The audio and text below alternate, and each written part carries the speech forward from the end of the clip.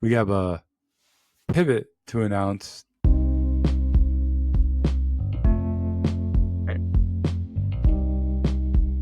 All right. Hi, Rich.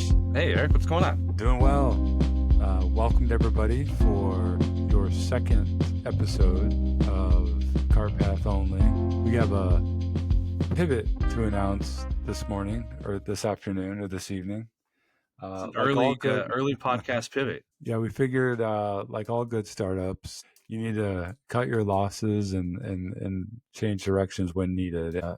We'll need to fire our investigative team. A 2-second Google search could have determined that there's plenty of other podcasts that were named CarPath Only. Yeah, I was really surprised by the amount of CarPath Only.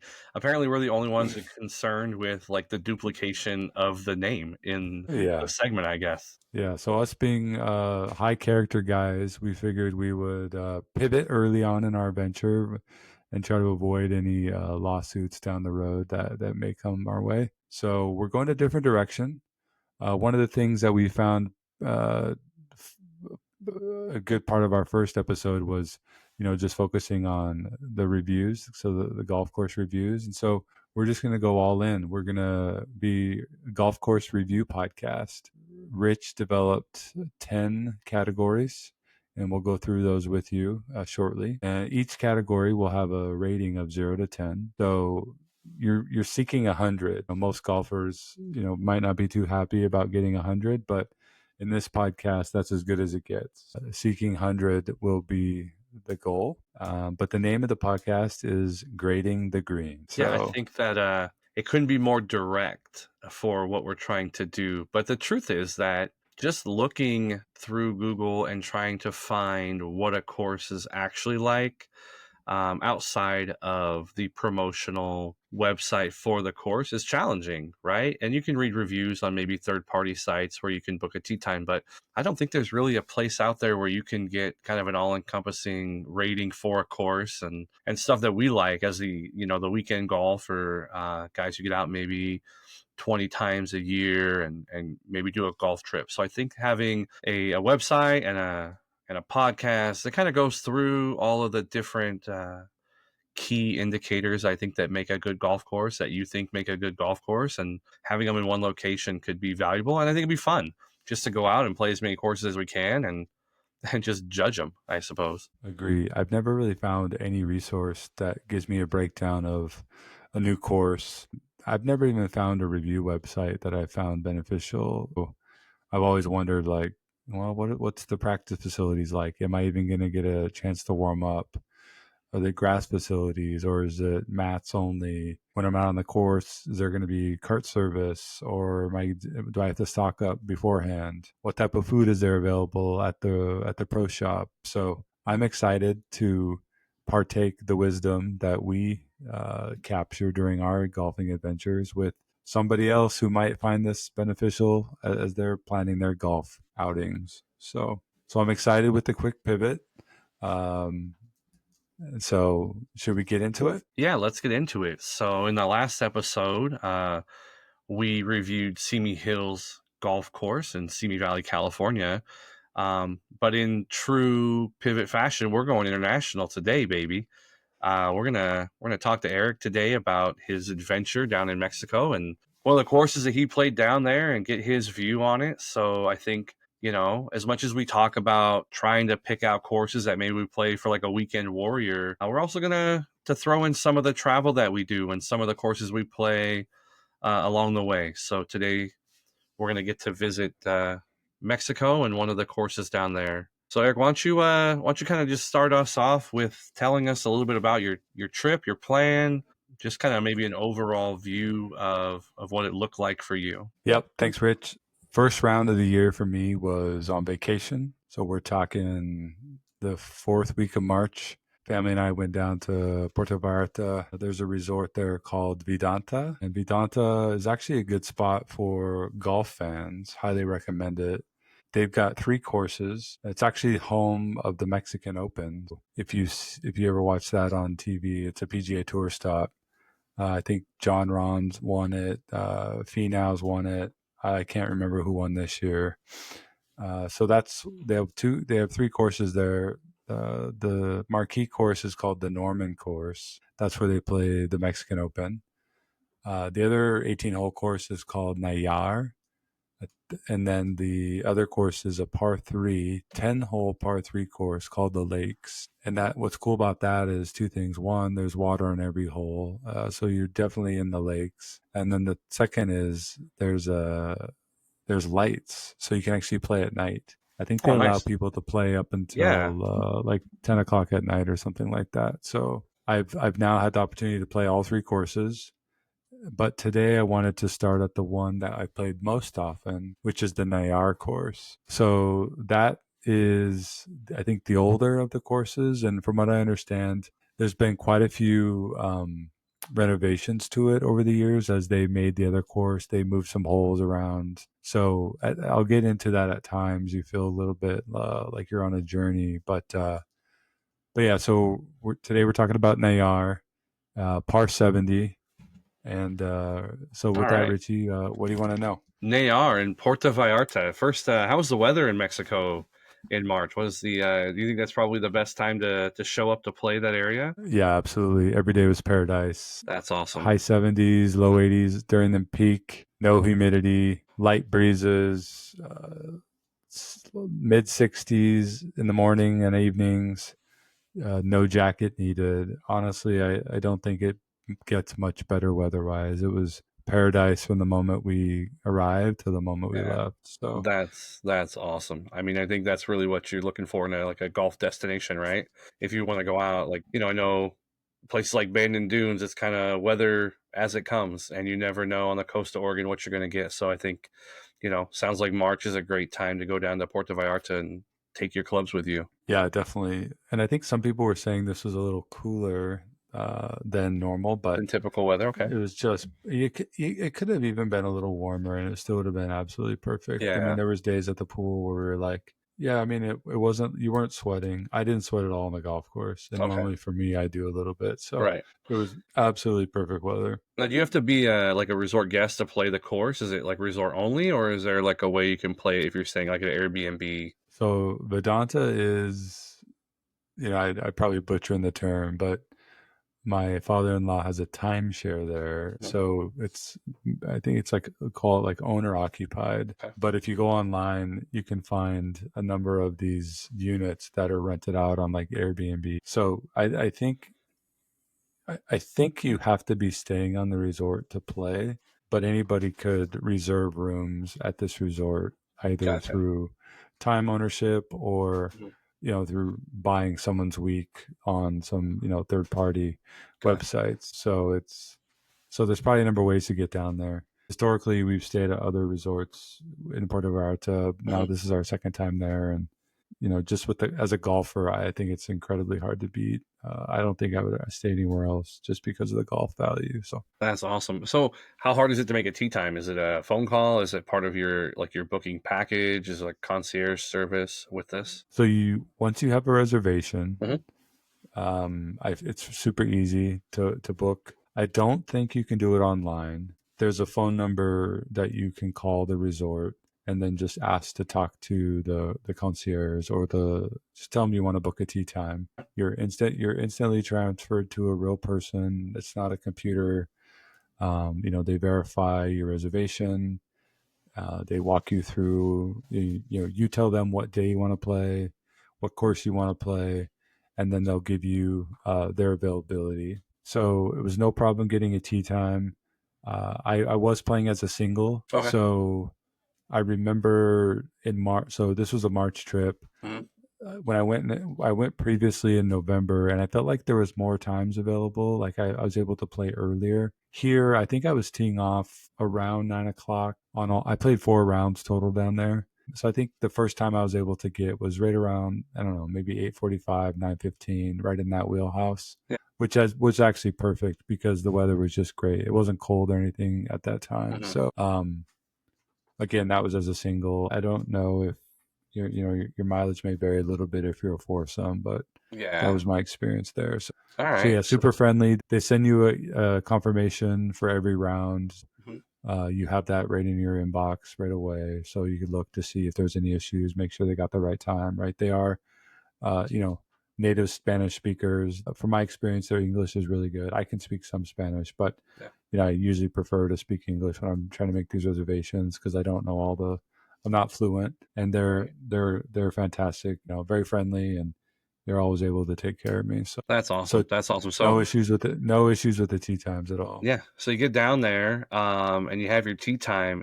Is it like a we walk over to the course? They provide transportation. Maybe talk a little bit about how you kind of get to the course, and if you're getting there early, you're getting Yeah, there right on time. yeah. So this resort's massive. There's multiple buildings. There, I don't even know how large this place is, but it's huge. So it's one of those resorts where there's golf carts are going everywhere Mhm. and trams, etc. So you walk down to the bottom of your like you go outside in your hotel and you talk to the concierge out there and you basically tell them, look, I'm trying to get to the pro shop, and they'll call down to the pro shop and somebody will come pick you up. It takes a few minutes. From there, from my where our room is at, it's just a short drive to the pro shop, but depending on where you're staying, it could be anywhere from 2 minutes to 15 minutes, just depending on where on the resort you are. Right. So plan that out a bit and just talk to them beforehand, and they'll be able to tell you what the right time to go down is. Awesome. So super super fast trip to the pro shop, and then once you're at the pro shop, it's really kind of like being like a kid on Christmas morning. There's the pro shop is gorgeous. There's a nice excitement in the mornings. A line full of Yeah. golfers checking Oh, in. I'm sure. Very very nicely acquainted pro shop. Lots of merch, and they have everything logoed there, either with the resort name Mhm. or the Mexican Open, because the Mexican Open had just finished up a couple weeks prior. So Oh, nice. lots of fresh apparel and stuff like that. So That's awesome. That's like big question. Logo ball. You bring it home. uh, they have logo balls, and this trip I did not need to bring one home because I had All purchased right. one All right. my prior trip, but Any looking at my apparel? logo ball collection right Any? now, so I got Yeah. it. Any purchases in the clubhouse? This trip, no purchases. Again, I think last trip I picked up a couple souvenirs. Nice. Um, I generally have a hard time buying clothes at golf shops just because I'm 6'7", so most of the shirts there will never be a tall size, which makes it tough. I don't want to spend $80 on a golf shirt that touches You my never. belly Yep. button. So Yeah, that's true.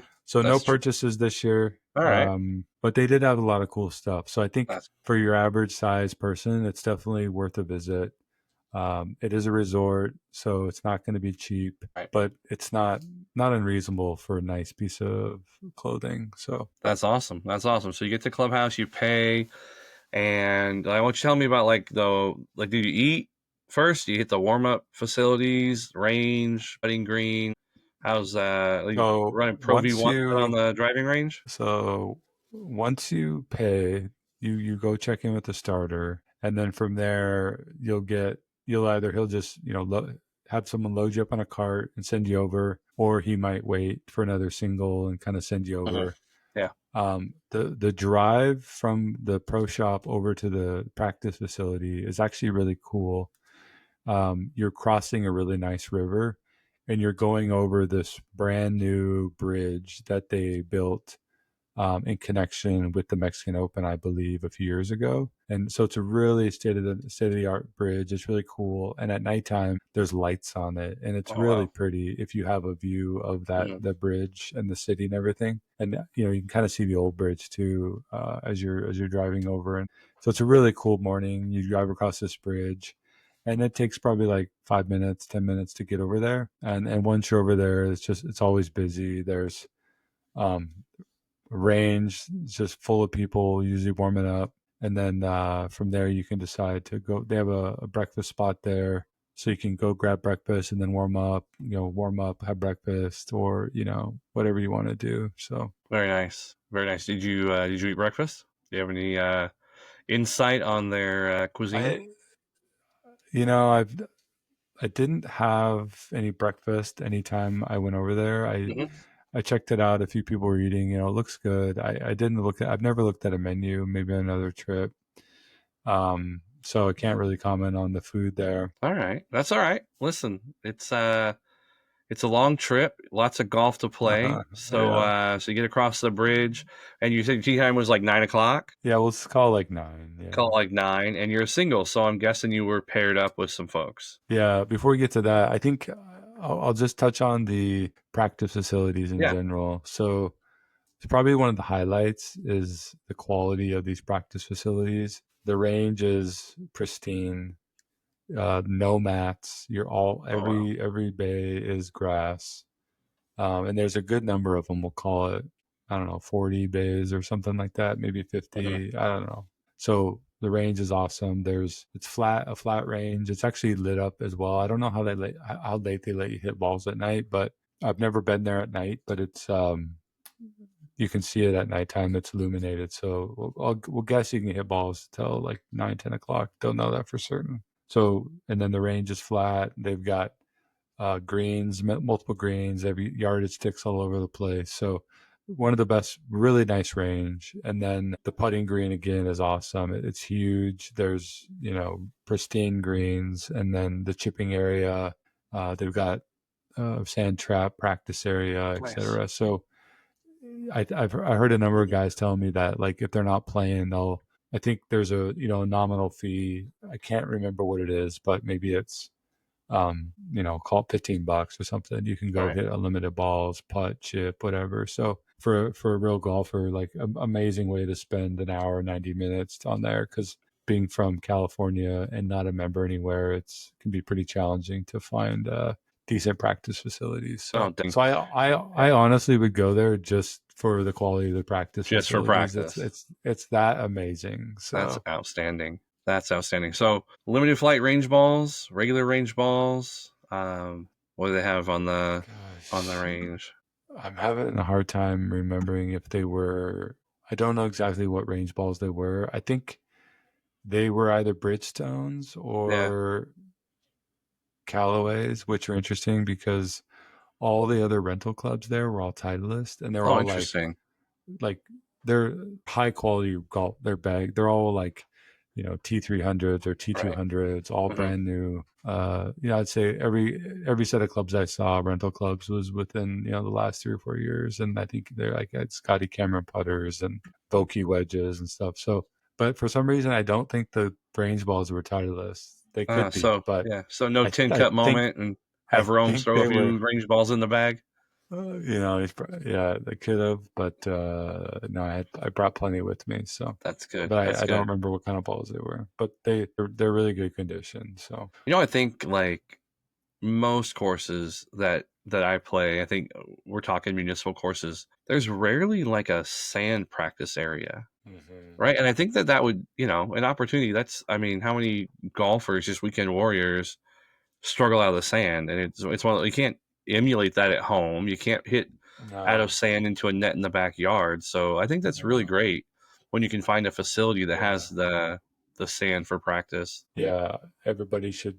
If you're not, I mean, most amateurs like us, like I definitely struggle out of the bunker, and most of it is not having the confidence to just swing fast enough and take Yep. enough sand behind the ball. So most of the time, you thin the heck out of it, and you skull it over the green. At least that's my miss usually.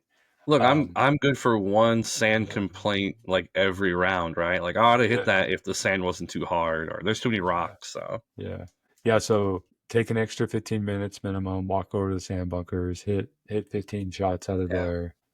It'll definitely be worth your time. a lot of sand on the course, was there? Minimal. I mean, Yeah, there's bunkers probably on every hole, but sure.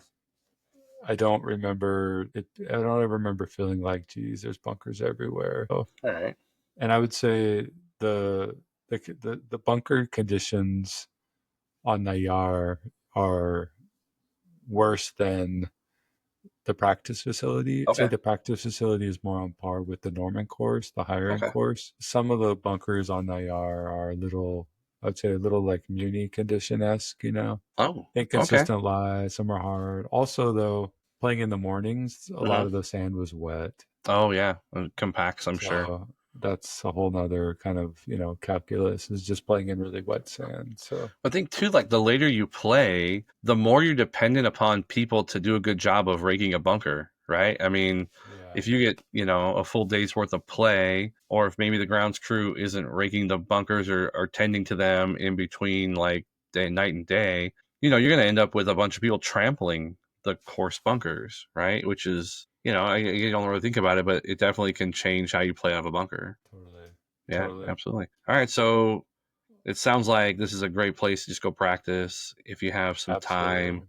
absolutely. Kids are taking a nap, maybe. There's a spa day for your wife and or husband, and you just want to go kill an hour. It sounds like it's a great place to just to do that. So I guess all right, now you're teeing off, and we're gonna go back to the first tee box, and Yeah. as a Well, one of single the playing, I'm sure one you're of the paired with someone, right?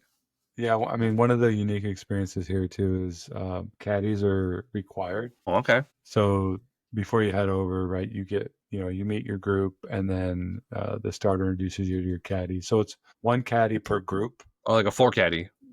So Okay. yeah, so that's cool. I haven't played too many rounds with the caddy, and Mhm. so it is kind of a treat for me. Um, I mean, they read the greens like amazing. So Yeah. I definitely saved tons of strokes just given all the good reads I got from the Yeah. from the local knowledge. So yeah, that alone is amazing. So yeah, so you get your caddy, and then yeah, I head over to the first tee. So first hole's pretty open. It's like a dogleg right. You can't be too far up the tee. You don't want to miss right. A lot of like it's like a big base bunker. And then but a great opening hole. I'd say overall the course is like a resort course in that it's not too difficult. It's not very targety. You could miss the Okay. ball in most holes and still find your ball. It's not California target golf where you Yeah. need a dozen balls to get through your round. So that's awesome because you're on vacation. You can stay happy. You're not Right. pissed off after the first tee because you duck hooked it into the jungle and now Mm-hmm. you're hitting three before you even Right. know it hit yourself, right? So Right. first hole is actually really good condition too. It's a great condition fairway. Same with the green. It's a pretty hard green, large green, but rolls really true. So the one thing I'd say is after the first hole, you move on to the second, and you really start to see like, wait, are we at the same course? Oh, Because really? the first hole feels like it's newer and more modern, and sure Mm-hmm. enough, I think they added holes over the years as they were maneuvering the original course with the new course. So like once you get down to the first hole, you go over to the second hole, and it's a much more mature piece of ground. But then you're talking about like the grass feels a little different, but the greens are definitely smaller. They're probably not as in good shape. If I want to call like the green on the first hole is probably like an 8 out of 9 out of 10. The more mature greens on the course are probably around like a 6 or 7. They roll nice, but there's a little bumps to them here and there, and they're generally smaller. The greenside bunkers or so forth would be smaller and a little bit inconsistent. So there's, probably about five or six holes on the course that have that like modern feel to them, which I Right. assume were part of a renovation. At some point, I'll have to get all the history, Uh-huh. and then the rest of the holes have that more mature feel. So it's probably one of the more unique courses in that it almost does feel like it was like two stray cats that were somehow like managed to be put together to form 18, right? So Yeah. it works, but at certain points, it feels like you're in a cart for 10 minutes getting to the next hole. Oh, that's So interesting. that's probably the worst characteristic of the entire course is Just like the the layout, mismatched huh? nature of it. The layout's really the layout's the worst feature of the thing. And that's really my only criticism of the place is the layout. And again, that's just because it wasn't originally designed that way. It was Yeah. borrowed and manipulated to make the Sure. best they could. And I think all in favor of the Norman course, which was the more modern Mhm. PGA course. So All right. So you're on the second hole, but I have a very important question, Eric, and I think the theme of all of our reviews is going to probably show this, but I want to know about the golf cart. Like I want to know. Give me the honest answer. Tell me I mean, they're going above and beyond here. now this golf cart is for the quality of the resort, it is Hmm. as average as it gets. Oh And man. I don't mean in a bad way. It's Right. comfortable, but there's no GPS. Hmm. There's no there are coolers. Okay. There's sand Mhm. and there it's a typical cart. It works Gotcha. fine, but there's not one bell or whistle. There's no like, you know, uber luxury padding or Right. anything like that on the seat. I don't think there is a charger for your phone. There's no, special call buttons for the cart, whatever. Right. But I have my rangefinder, I got the caddy, and that's all Yeah. I need. So as average as it gets for a resort. If that was a cart for a community, it'd be like, yeah, that's good. But Yeah. it's straight down the middle average. Yeah. So I would expect like something a little bit, more modern in like a resort course. But I mean, with a caddy, I guess really there's probably no need for GPS. Kind of like we talked before with all the technology totally, around. totally, Yeah. totally. Okay. All right. So second hole, we won't go through hole by hole, but And it sounds like. Why don't you tell us how you shy played? How was the overall experience? Once you get into 18, how'd you play? Any memorable holes, memorable shots? well, I played it 3 times, so I don't remember exactly. The first day, the memorable shot was a par five. I think it's 17. It's the shortest par five on the course, I think. But anyways, a great drive, hit a great second shot. I had about 18 feet for eagle. Had the line literally half a rotation. It would have been right in the heart. I don't think I've ever recorded a eagle on a par five. Hmm. So that would have been my first. I really wanted that. And Oh, I bet. I thought about it like the whole trip on, Yeah. it was the two shots leading up to it were so good. Just a pure drive and a pure Hmm. 6 iron. And I smoked it and it was really a bummer not to make that Eagles. Yeah. It's So that hard was to that. call a tap in birdie a bummer, but I get what No, you're it saying, was, right? yeah, it was. Yeah. That was the memorable shot. But overall, it was fun. Actually played with a group from, I think they're from upstate New York. Okay. Good group of guys, and they actually invited me to play with them later on in the week at the Norman course. Oh, nice. So yeah, so we had a good time, and when we that was that was our timer. That was for a few reasons like one of the most memorable rounds of golf I ever played, and so we'll just save that preview for a future review. Yeah, so it Nice. was fun to meet those guys. They all were pretty nice. Saw them around the resort a few times during the week, and then it was nice for them to invite me for the outing on the Norman course. So that was cool. That's really cool. So I know. And then Yeah, go the ahead. other thing I'd say too is um, the cart service comes around pretty regularly. I think there was one time where it was like, where'd she go, right? Yeah. But I don't know. But all the other times I played there, it's very very reasonable. Never really ordered much from them, Yeah. so I don't really know what the food options were. But seems like they've got your typical Mexican beers. Whatever whatever you need there is Right. probably your standard affair. I wouldn't anticipate too elaborate of the foods. Don't go assuming you're gonna have you know any Mexican cuisine or anything on the course. Right. It's gonna be pretty Some of the standard courses in fare. Mexico do that, but this place isn't one of them. So I'd say eat before you play for sure. Okay. But yeah, Awesome. so overall, I think it's a great course. It's a very playable course. A par 70, which is different. Hmm. It's pretty short. So I mean, if you're gonna break, so this is the first course I broke 80 at ever. Right. So so that was like It's a on my third memorable one. round, I shot 77. So I mean, for me, that's my best round ever. Yeah. The first time I played, I felt like if I'm gonna break 80 at a golf course, it's gonna be this one. Yeah. It's not long, so you don't have to be a long hitter. But if you have a decent iron game and you're putting well that day, yeah, you can definitely break 80 for your average like mid handicap players That's or awesome. mid How was the team. pace of So play? I'd say it varies. I Yeah. think we generally got it was decent. It's not fast. I'll say Yeah. that. Uh, there's I think it caters. It's Mexico. There's a lot of retirees. I think Hmm. you have a lot.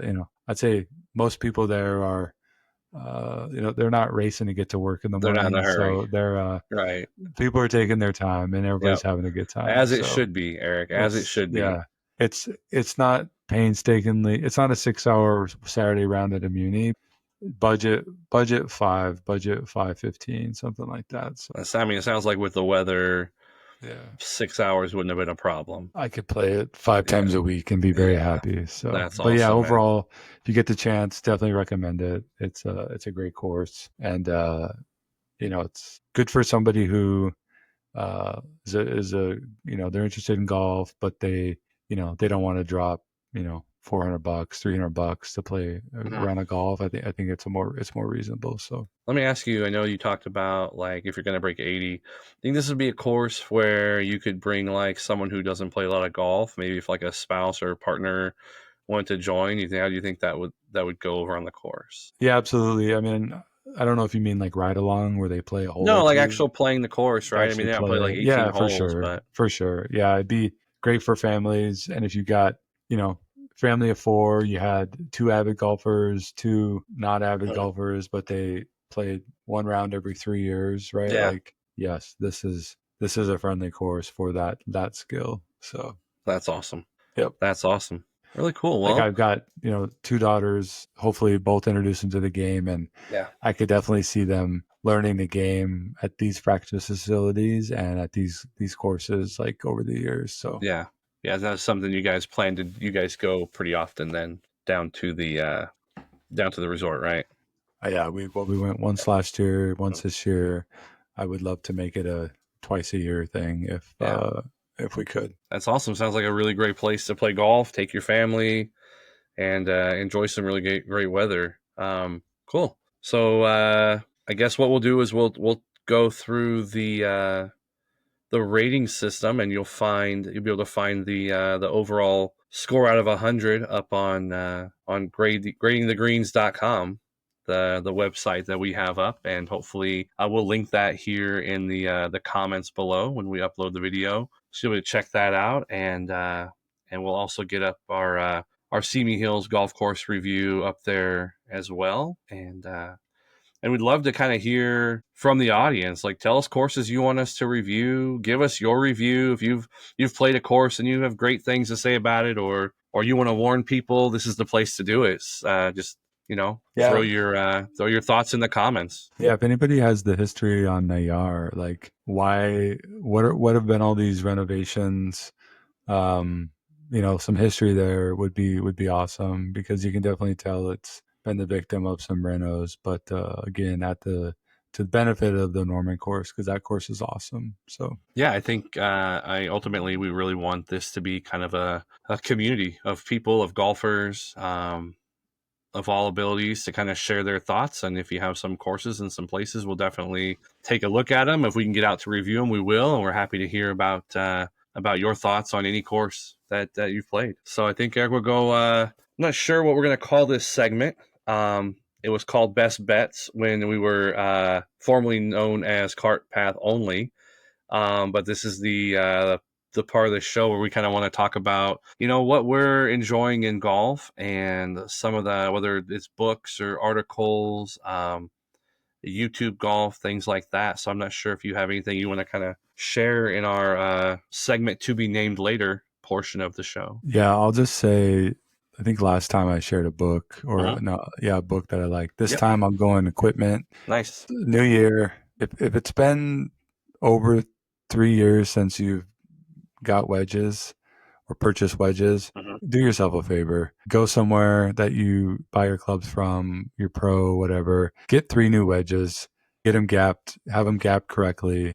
There's nothing like the confidence that comes with three wedges. This whatever bounce, grind, whatever you want to do. But yeah, I've been kind of struggling with some new irons that had some wedges with them, so some Hmm. stock wedges, and then some Cleveland wedges that were kind of spoilover from a previous set, and they're pretty old, and I was like, I'm just gonna get some new wedges for this year, so that was my birthday present to myself. Short game definitely showed up on the trip, and it's just so awesome to start the year off with that. My gimme for this week's going to be if it's been 3+ years and you're a semi-serious golfer or you really enjoy the game, like just add some wedges to your game. You don't need a new driver every year or every other year. You hit the wedges a lot more. If you're more confident around the green, it's going to show up in your scores far better than, spending $600 on a new driver every year. So I like it. that's I'm my not sure if game. I agree about the new driver every year, but I mean, I too actually purchased some wedges maybe about 6 months ago, and it's amazing the grind on a new wedge. I think just like an average golfer hitting an 80-yard shot into a green and spinning it back like 10 feet, 12 feet makes you feel like you're a star. And after like a month or two, that doesn't spin back anymore, right? I think I heard Tiger say that he would replace his wedges like every 3 tournaments. That's how important replacing your wedges is, right? So yeah, yeah, I agree with that. For me, I'm going to go to YouTube Golf. Actually, just today I finished, and I think this series is really cool. It's Phil Mickelson and Grant Horvat, and they do this team event where they play against what ends up generally being like a live golfer and a normal player. This particular show was the Josh Allen and John Rahm versus Grant and Phil.